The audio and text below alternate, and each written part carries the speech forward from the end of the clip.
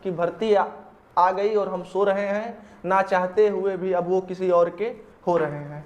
ठीक है, तो वीडियो को शुरू करते हैं। जो जान रहे हैं कि 28,000 के करीब भर्ती आ रही है, और जो एक्सपर्ट उत्तर प्रदेश पुलिस भर्ती बोर्ड के द्वारा ट्वीट भी किया गया था, उसमें लगभग 19,220 के करीब भर्ती बताई गई थी और 2800 के करीब जेल वार्डन की भर्ती बताई गई थी। पर न्यूज़ में जैसे आर्टिकल में देखने को मिल रहा है, लोग बता रहे हैं कि 28,000 के करीब भर्तियां आएंगी। क्या सत्य होता है वो तो नोटिफिकेशन आने के बाद ही पता लगेगा। पर आप लोग की क्या तैयारी होनी चाहिए, इसमें दो तरह के लड़के हैं। पहले लड़के वो हैं जो फ्रेशर हैं, 18 साल से प्लस हुए हैं, या तो अभी 18 साल के हुए हैं, या तो जब 60,244 पद की भर्ती आई थी तो वो लोग नहीं हुए थे 18 साल के। अब उनके अंदर आग भरी हुई है कि हमको पढ़ लिख करके सिपाही बनना है, 21 साल से अंडर एज है। एक बच्चे वो हैं जो 60,244 की फाइनल मेरिट लिस्ट से छट चुके हैं। तो इन दोनों बच्चों को क्या क्या चीज़ करनी चाहिए। पहला बात है कि जो फ्रेशर बच्चे हैं वो एकदम कोरा कागज़ हैं, उनके पास ज़्यादा संभावना है कि वो अगर मेहनत करते हैं तो उनमें से सिलेक्शन हो सकता है, कुछ बच्चे निकाल ले जाएं। क्योंकि मैं भी फ्रेशर था, मैंने झटके से पेपर निकाल कर, मतलब मैं स्ट्रगल नहीं किया हूँ सरकारी नौकरी पाने में, ये तो मेरा है। सबसे पहले कांस्टेबल का पेपर निकाला, उसके बाद SSC GD का पेपर निकाला, फिर टॉप किया, उसके बाद मैं ट्रेनिंग में गया, ट्रेनिंग में तैयारी किया, सिपाही रहते रहते दरोगा की नौकरी पा गया। तो मैं तो स्ट्रगल नहीं किया हूँ। पर जो फ्रेशर बच्चे हैं उनको क्या करना चाहिए, और जो 60,244 पद में बच्चे छट गए हैं उनको क्या करना चाहिए। तो सबसे पहले मैं उनके लिए बता रहा हूँ कि 60,244 पद वाले बच्चे दो तरह के हैं। एक तो वो हैं जो कि एकदम डीमोटिवेट हो चुके हैं कि अब हमसे कुछ नहीं होगा, सिपाही का पेपर नहीं निकला तो दरोगा का पेपर क्या निकलेगा। और दूसरे बच्चे वो हैं जो एकदम अंदर से भरे हुए हैं, उनकी एकदम बेइज्जती हो गई है, गांव वाले रिश्तेदार सब परेशान कर दिए हैं कि ना भैल ना भैल ना भैल। तो उनसे मैं ये कहना चाहूँगा कि अपनी इस आग को शांत मत होने देना, और वो जो तुम्हारी बेइज्जती है ना वही सबसे बड़ा मोटिवेशन है। तो आप लोग को क्या करना है, जो जो आप लोग गलतियाँ किए हैं उसको सुधार करिए। जो लोग फाइनल मेरिट से छट गए हैं, और ये एनालिसिस करिए कि हमसे क्या क्या चीज़ें गड़बड़ हो गई हैं, और ज़्यादा से ज़्यादा आप लोग मॉक टेस्ट पर फोकस करिए। और सारा सिलेबस तो आप लोग से कवर है, उसका रिवीजन करते रहिए।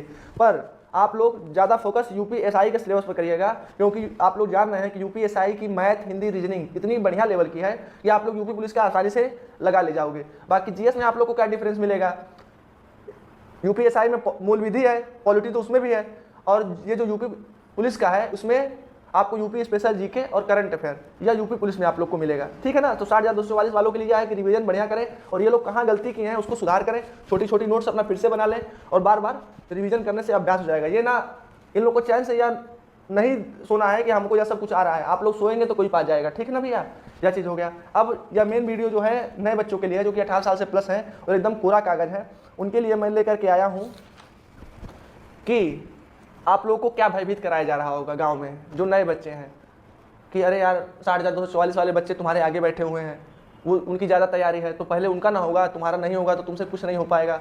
ये सब सारी चीज़ें तुम्हारे दिमाग में डाली जा रही होगी। और भाई तुम जैसा सोचोगे वैसा तुमको चीज़ मिलेगी, तुम जैसा सोचोगे वैसी चीज़ तुमको मिलेगी। मतलब तुम सोचोगे कि नहीं होगा तो नहीं होगा, अगर अपने आप को जिस दिन से पढ़ना शुरू करो उस दिन से सिपाही मान लो कि मैं सिपाही हूँ या दरोगा हूँ, उस दिन से आप हो जाओगे। जैसा कि मैं बार बार कहता हूँ, जब मैं सिपाही हो चुका था तो इधर 2 स्टार और इधर 2 स्टार मुझको दिखता था। सिपाही के कंधे पर सितारे नहीं होते हैं, तो मैं इमेजिन करता था कि मेरे कंधे पर 2 सितारे हैं, मैं आराम से बैठा हूँ, बुलेट से चल रहा हूँ।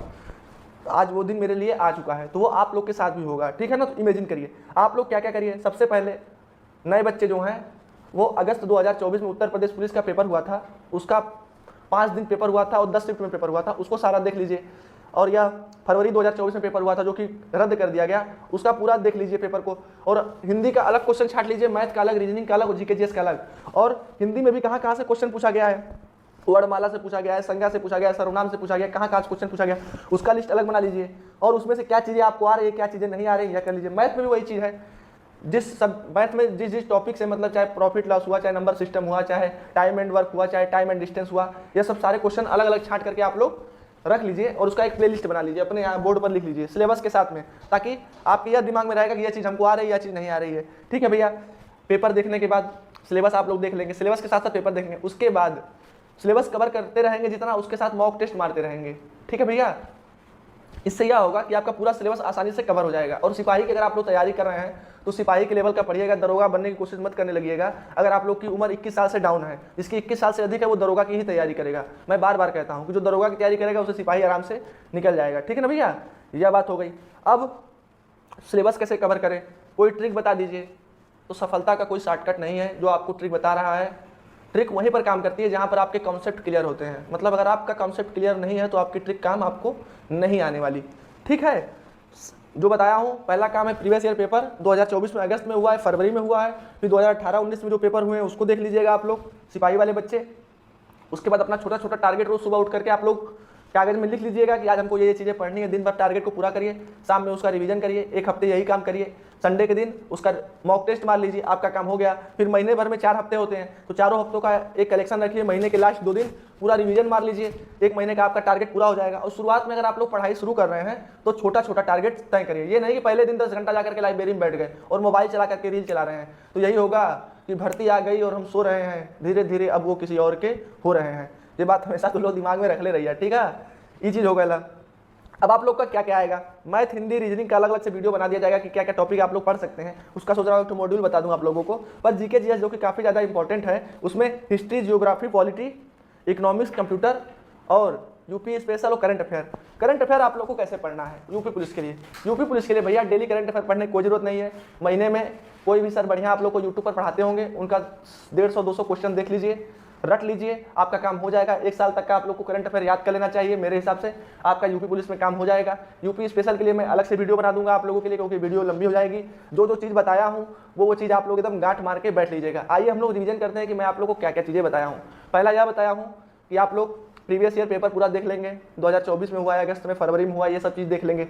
सिलेबस फिर देखेंगे, सिलेबस देखने के बाद जिस क्वेश्चन को ज़्यादा महत्व दिया गया है एक अलग अलग लिस्ट बना लेंगे। जैसे हिंदी का पेपर अलग चिपका लिया अपनी दीवार पर, उसमें क्या क्या चीज़ें आएंगी, मैथ में क्या आएगा, रीजनिंग में क्या आएगा, इसमें क्या आएगा, ये सब चीज़ें हो गया आपका। फिर डेली वाइज अपना एक टारगेट सेट करेंगे, छोटा छोटा टारगेट सेट करेंगे। टारगेट सेट करने से आप बाधित हो जाओगे कि हमको यह काम करना है, ठीक है ना भैया, यह काम हो गया। अब दूसरा काम क्या करना है, महीने भर का कलेक्शन हो गया, महीने में रिवीजन करना है, हफ्ते में मॉक टेस्ट देना है, 1 महीने में 4 से 5 मॉक टेस्ट शुरुआती दिनों में देना है। और पहले दिन ही नहीं 20 घंटा बैठ के पढ़ने लग जाना है। पहले दिन आराम से पढ़िए, पहले 2 घंटा, 2.5 घंटा, 3 घंटा, 4 घंटा, 5 घंटा, ऐसे धीरे धीरे करके पढ़िए, आपका हो जाएगा। और नेवर गिव अप, कभी छोड़ना नहीं है। और लास्ट की लाइन यह है आप लोग के लिए मोटिवेशनल, जीवन में आप किसी दौर में हो कम बैक कर सकते हो। मतलब मैंने कितना भी दिन बर्बाद कर लिया, कितना भी घूम लिया, चाहे कुछ भी कर लिया, कोई फर्क नहीं पड़ता है, सबका मतलब सिर्फ शून्य होगा। अगर हम अभी से मेहनत करेंगे तो जरूर अपने लक्ष्य को हम लोग पा सकते हैं। किसी भी दौर में, किसी भी घड़ी में हम कम बैक कर सकते हैं, ये दिमाग में हमेशा रहना चाहिए आपके, तो आप लोग सफलता जरूर पाओगे।